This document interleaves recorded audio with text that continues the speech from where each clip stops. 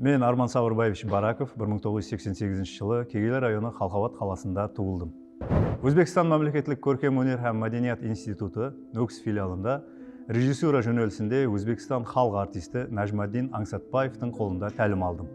Дөретушілігімді 2017 жылы «Шүкірлігім көп» атлы қысқаметражлы фильмінен басладым.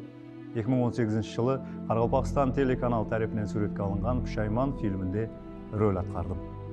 2019 жылы Алматы қаласында болып өткен Алматы фильм фестивал халықаралық кинофестивалына еліміз атынан қатынастым. Қарақалпақстан!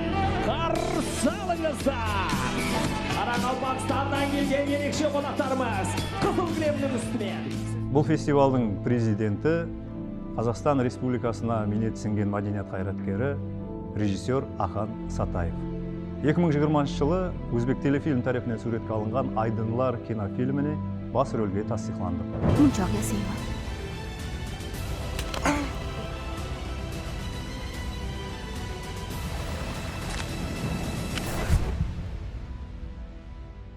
Фильм 2021 жылы халқымыз назарына әнәм етілді.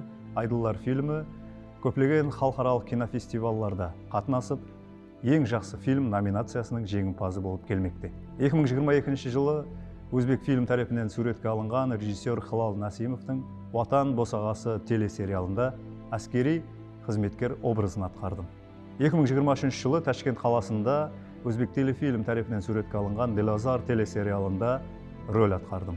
Және де 2024 жылы Қазақстан Республикасында Сатай фильм кинокомпаниясы тарапынан суретке алынған көпшілікке белгілі «Рекетир» фильмінің 3-ші бөлімінде режиссер Ахан Сатаев пенен бірге жұмыс істесуге мессар болдым.